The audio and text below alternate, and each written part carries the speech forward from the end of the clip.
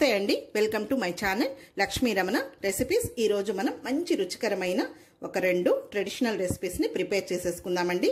Combination గా చాలా బాగుంటాయి. వేడి వేడి రైస్ లో కానీ రాగి సంగట్లో కానీ సూపర్ గా ఉంటుందండి. అది వంకాయ పుల్లగూర అండి. వంకాయ పుల్లగూరని వంకాయ బజ్జీ అని కూడా అంటారు. అందులోకి కాంబినేషన్ మేము ఎక్కువగా చేసుకునేది మునక్కాయ వేపుడు అండి. చాలా బాగుంటుంది ఈ రెండింటి కాంబినేషన్ తో. కాబట్టి ఈ రోజు మనం వంకాయ పుల్లగూర, అందులోకి కాంబినేషన్ గా ఈ మునక్కాయ వేపుడిని ఎలా ప్రిపేర్ చేసుకోవాలో టేస్టీగా కావలసిన పదార్థాలు, తయారీ విధానం ఒకసారి చూద్దామండి. ఇక్కడ నేను ఒక అర కేజీ వంకాయల్ని శుభ్రంగా వాష్ చేసుకున్న తర్వాత చూడండి ఈ సైజులో ముక్కలుగా కట్ చేసేసుకొని ఉప్పు నీళ్ళల్లో వేసి పెట్టేశాను. ఇక్కడ నేను ఈ కలర్లో ఉన్న వంకాయలు తీసుకున్నాను. మీరు తెల్ల వంకాయలైనా తీసుకోవచ్చు. ముందుగా ఒక కుక్కర్ తీసుకొని ఈ వంకాయ ముక్కలన్నింటినీ కుక్కర్లో వేసుకోవాలి. ఒక 4 పచ్చిమిరపకాయని ఇలా చిన్న ముక్కలుగా కట్ చేసి వేసుకోవాలి. ఇవి కొద్దిగా కారంగా ఉన్నాయండి. మీరు కారంని బట్టి ఆ పచ్చిమిర్చి అనేది వేసుకోవాలి. అయితే పుల్లగూర ఎప్పుడైనా కూడా కొంచెం పుల్లపుల్లంగా కారంగా ఉంటేనే టేస్ట్ అనేది బాగుంటుంది. తర్వాత ఒక పెద్ద ఉల్లిపాయని చిన్న ముక్కలుగా కట్ చేసుకొని అందులో కొన్ని ఉల్లిపాయ ముక్కలు తీసి పెట్టుకోవాలి. ఇవి మనం పోపులో వేసుకోవాలి. తర్వాత ఒక మీడియం సైజ్ టమాటోలు అయితే 2 ఇలా చిన్న ముక్కలుగా కట్ చేసుకోవాలి. పెద్దదైతే 1 సరిపోతుంది. కొద్దిగా కరివేపాకు. నేను ఇక్కడ కుక్కర్లో చేస్తున్నానండి. త్వరగా అయిపోతుంది, టేస్ట్ కూడా బాగుంటుంది. మీకు కావాలంటే గిన్నెలో కూడా చేసుకోవచ్చు. ఇదే ప్రాసెస్లో రుచికి సరిపడా రాళ్ళుప్పు వేసుకోవాలి. అలాగే కొద్దిగా కొత్తిమీరని కూడా తుంచి వేసుకోవాలి. అర టీ స్పూన్ పసుపు పొడి. ఇలాంటి పుల్లగూరలకి కొద్దిగా పసుపు కూడా ఎక్కువగా వేసుకుంటే టేస్ట్ అనేది బాగుంటుంది. అర టీ స్పూన్ ధనియాల పొడి. ఇందులో కారం వేయమండి, ఆ పచ్చిమిర్చితోనే ఈ పుల్లగూర అనేది. కొద్దిగా చింతపండుని కడిగి వేసేసుకోవాలి. ఇప్పుడు ఇందులో ఒక చిన్న టీ గ్లాస్ నీళ్ళు వేసుకుంటే సరిపోతుంది. మరి నీళ్ళగా ఉన్నా బాగుండదు, అలాగని గట్టిగా ఉన్నా బాగుండదు. పుల్లగూర అనేది కొంచెం మీడియంలో ఉండాలి. ఇప్పుడు స్టవ్ వెలిగించుకొని ఒకసారి ఇదంతా కలుపుకొని కుక్కర్కి మూత పెట్టేసుకొని హై ఫ్లేమ్లో ఒక 2 విజిల్స్ వస్తే సరిపోతుంది. మరి ఎక్కువ విజిల్స్ పెట్టామంటే మరి మెత్తగా అయినా కూడా బాగుండదు. కుక్కర్కి మూత పెట్టేద్దాం. తర్వాత ఈరోజు ఆ వంకాయ పుల్లగూరలోకి మేము ఎక్కువగా కాంబినేషన్గా మునక్కాయ వేపుడిని చేసుకుంటామంటే చాలా బాగుంటుంది. ఇక్కడ నేను ఆల్రెడీ మునక్కాయలండి, ఒక 6 మునక్కాయలండి మీడియం సైజులో ఉన్నవి. చూడండి పైన ఈ విధంగా లైట్గా చెక్కు తీసేసుకొని ఈ సైజులో ముక్కలు కట్ చేసి పెట్టేసుకున్నాను. ఇప్పుడు ఇందులో ఒక చిన్న టీ గ్లాస్ నీళ్ళు వేసుకోవాలి. మళ్ళీ ఈ నీళ్ళు అనేది వంపకూడదు. ఇందులో కొద్దిగా రాళ్ళుప్పును వేసుకోవాలి. మళ్ళీ పొడి అది వేసినప్పుడు కొద్దిగా సాల్ట్ వేస్తాను. ఇప్పుడు స్టవ్ వెలిగించుకొని ఒకసారి వీటిని కలుపుకోవాలి. అంటే మనం వేసిన నీళ్లతోనే ఆ మునక్కాయలు అనేది ఉడికిపోతాయి. ఇప్పుడు మూత పెట్టేసుకొని మీడియం ఫ్లేమ్లో ఒక 5-6 నిమిషాలు టైం పడుతుంది మునక్కాయలు ఉడకడానికి. ఓకే అండి, చూద్దాం. మనకు మునక్కాయలు ఉడికిపోయాయి. ఆ వంకాయ కూడా విజిల్ వచ్చేసేసింది. చూడండి మరీ మెత్తగా ఉడికిపోకూడదు, కరెక్ట్గా ఉడకాలి. ఇలా మనకు పట్టుకుంటే తెలిసిపోతుంది. చూడండి వంకాయ కూడా మనకు 2 విజిల్స్కి కరెక్ట్గా ఉడికిపోయింది. దీన్ని పప్పు గుత్తితో ఊరికే లైట్గా మ్యాష్ చేసుకోవాలి. మరి మెత్తగా మ్యాష్ చేయకూడదు. మనకు కనిపిస్తున్న ఆ పచ్చిమిర్చి, చింతపండు అవి మ్యాష్ చేసుకుంటే సరిపోతుంది. ఇప్పుడు ఈ 2 మనం పోపు వేయాలి.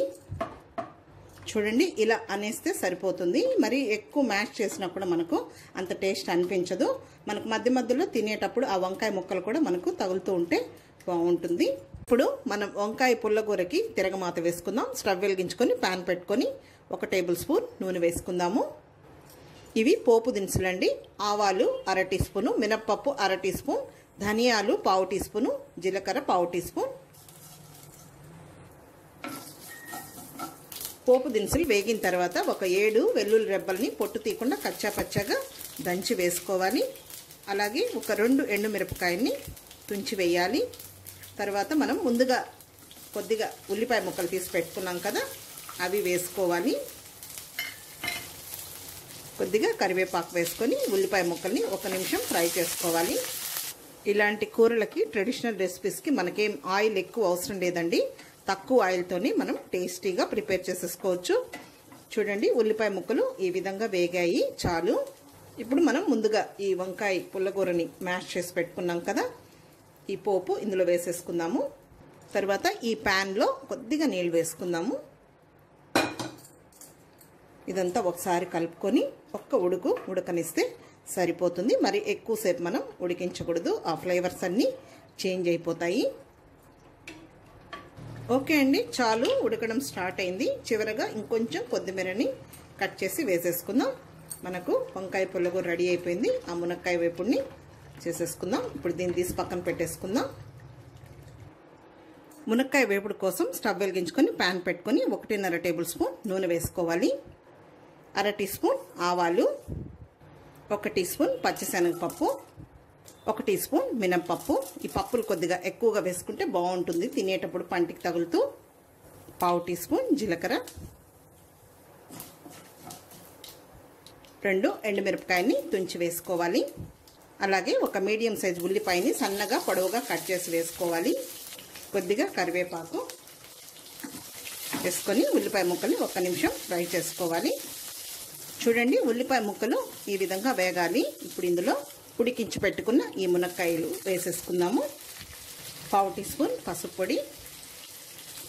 ఈ మునక్కాయల్ని ఒకసారి కలుపుకొని 1-2 నిమిషాలు ఫ్రై చేసుకోవాలి. ఆ మునక్కాయలో నీళ్లు వంపలేదండి, అందుకే మనం కొద్దిగా వేసుకొని కరెక్ట్గా ఉడికించుకుంటే సరిపోతుంది. మునక్కాయలు వేగిన తర్వాత ఇందులో ఒక 8 వెల్లుల్లి రెబ్బలండి కచ్చా పచ్చగా దంచుకోవాలి, పొట్టు తీయకుండా.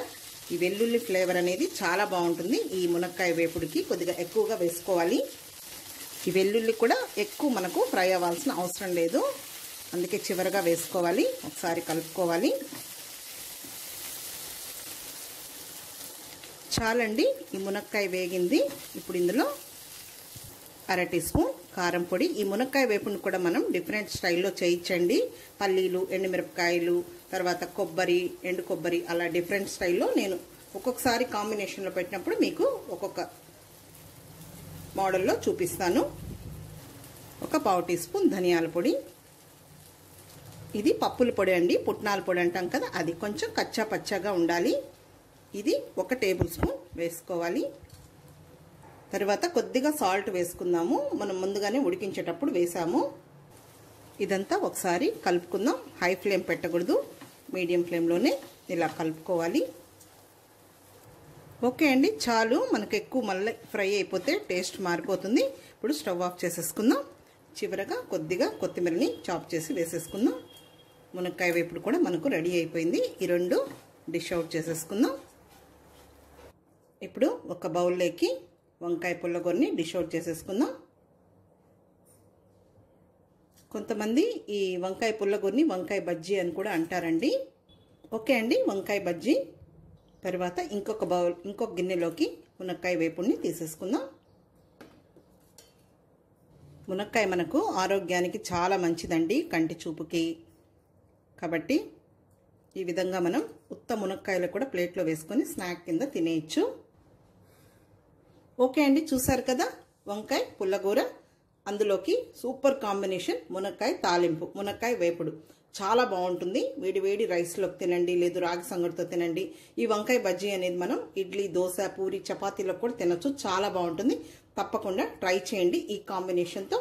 ఓకే అండి, ఈ వీడియో మీకు నచ్చినట్లయితే నా యూట్యూబ్ ఛానల్ లక్ష్మీ రమణ రెసిపీస్ని కొత్తగా చూస్తున్నవారైతే నా ఛానల్ని తప్పకుండా సబ్స్క్రైబ్ చేసుకొని మర్చిపోకుండా పక్కనే ఉన్న బెల్ ఐకాన్ని ప్రెస్ చేసి ఆల్ని క్లిక్ చేస్తేనే నేను చేసిన వీడియోస్ అన్ని మీకు నోటిఫికేషన్ ద్వారా వస్తాయి.